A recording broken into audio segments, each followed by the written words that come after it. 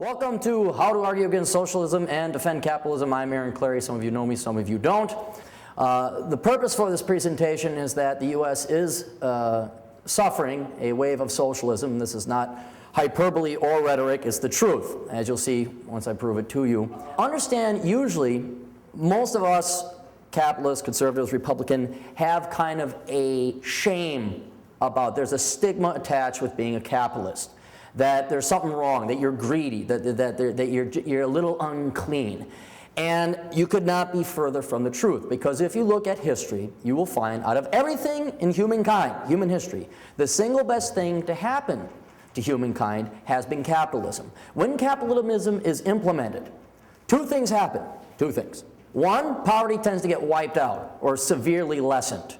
Two, standards of living increase. And not just increase, but increase for the masses. Right? So if you look at what capitalism has done and you familiarize yourself with the history of capitalism, you're going to find that it is very moral and noble what you're arguing. It just happens to be mutually beneficial, where if you're willing to work hard, you're willing to be entrepreneurial and willing to take a risk or invest or just work, plain work, it's also going to benefit you as well as the masses. Also, capitalism is freedom. I love it how the left always argues for social issues like abortion or gay rights, and I'm more of a libertarian, so I'm kind of pro in those categories. But the larger point is those are quite irrelevant if you are a slave to the government. Economic freedom is the primary and key freedom by which all other freedoms are guaranteed. And if you don't have economic freedom, well, good, you can have gay marriage, but you're still starving. You can go have an abortion, but you don't have any money to afford a car, and your standards of living are very poor. All right?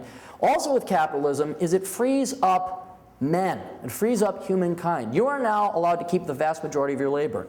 In the past, you only attained labor either through conquest, through stealing, taking over other countries, other fiefdoms, so forth and so on. Capitalism, guaranteed by law, property rights, so forth and so on, allows people to keep the vast majority of the fruits of their labor. And when you have this incentive, two things happen. One, people work harder because they're in control of their own destiny. Two, innovation is unleashed. And you mobilize the masses to produce wealth, not just for themselves, but if the government needs to tax it, they can go and provide public goods. They have the financing and the production by which to tax. Right? Now, one thing I want to point out here, and you see this mobilization of labor. It's a very interesting two pictures I have. North Korean streets versus the United States rush hour.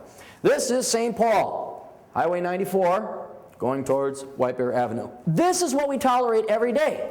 Why? Because we willingly go to work to improve our lives.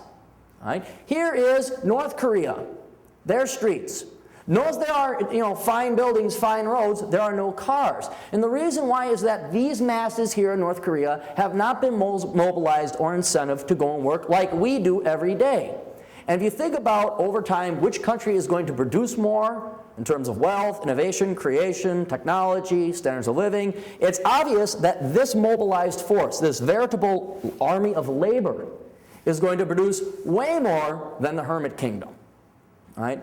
So the larger point is how can't you argue for capitalism? It is moral, it is noble, it is just, it is also arguably the largest force for good throughout the history of mankind. So when you argue for capitalism, or you're arguing against socialism, you should have pride and confidence when you do so. It shouldn't be, well, I kind of like money. Yeah, I love money. I love, stick it in my ears and run around. I could bathe in money. But I also realize that it's also for the larger good when you implement a capitalist economic system. Now, capitalism as a law, not an ideology. You look at capitalism, socialism, kind of these are ideologies. But if you really think about it, capitalism is not an ideology. It is a law. It is reality. Socialism is an ideal. Capitalism is real. And when you see it is when you go and implement policy. If you think about logically, if you have a government and its policies are based in reality, they're going to be much more effective, produce more results, than policies that are not based in reality. And if you make the simple assumption that if you let people keep the vast majority of their wealth, they're going to produce more and take care of themselves, and the policy is governed around that and implemented based on that premise, your policies are going to be more effective. If you say, well, flowers and unicorns and Obama and free chocolates for everyone, and maybe, gee, I hope people work even though they're taxed 50%, it's not going to happen. Another perfect example. The vast majority of people who major in worthless degrees like sociology, philosophy, women's studies, anthropology are invariably of the leftist stripe. They cannot connect. They are ideal. They think, oh, I'm gonna major in philosophy and help children and teach them how to philosophize or whatever. Makes no sense. So when they graduate with $25,000, $30,000 in debt and they can't find a job, boom, that is reality hitting their idealism. Another one, arguing with leftists. How many of you find it frustrating? Right, okay? You can show them the charts and the data, and I have, and I will, and you can show this later on to a liberal, and they'll dismiss it even though right there in black and white, there's the chart, there's the data, or whatever. It's frustrating, and what you ram into the reason why it's frustrating is because they don't live in reality. They live in an ideal. So what we got to do is we got to find the empirical evidence that supports capitalism, and that is based in economics, which we'll go to right here. Now, this is not all the empirical evidence. We're going to delve a little bit more deeply, but just to give you some samples. First, sheer economic power of the United States. We have 5% of the population. Today, we account for 1/5 of the world's GDP. So this little sliver of the population of the world accounts for 5 times its proportionate weight in economic production. It results from 1790 to today, this dramatic skyrocketing increase in standards of living. Right? This was not brought about by philosophy majors or journalism majors or peace study majors. This was brought on by advances in technology, industrialists, technologists, all of who were incentivized by what?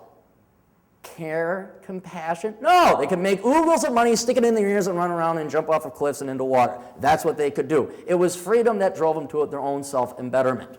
Right? Here, communist China. Got news for you, folks. China isn't communist anymore. They're just communist in name. The Communist Party is in control, but they are severely capitalist. Communism was not abolished, but done away with or ushered out under Deng Xiaoping starting in 1978. All right? Under communism, based on the data that we had converted in 1949, but this is the longest data that we have, GDP growth averaged 3.65% per year, and even I question that figure. Here, from the same data source, under capitalism, it's more than double. And you compound that over the years, the increase in standards of living is massively different. Another thing you like to do is you want to compare countries of similar regions and people to one another. It's kind of unfair to compare Norway to South Africa. Too many different cultural differences, climatic, things like that. However, the Cayman Islands and Bermuda are very similar to Cuba. They're islands in the Caribbean. They are also tax havens. They have no corporate or income tax. And if you look at their standards of living, it absolutely dwarfs the socialist utopia known as Cuba. Okay? So again, you see similar countries, but higher standards of living. The key difference between them and Cuba, they implemented capitalism to a much more extreme extent than the United States has.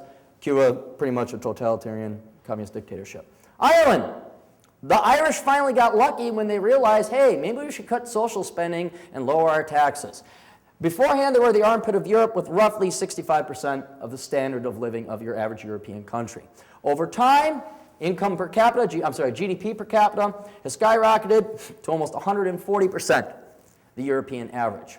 How did they achieve that? They lowered their corporate taxes. So it was lower than any other European country, so that when US and other countries wanted to go and invest in Europe, guess where they set up their headquarters? Not France.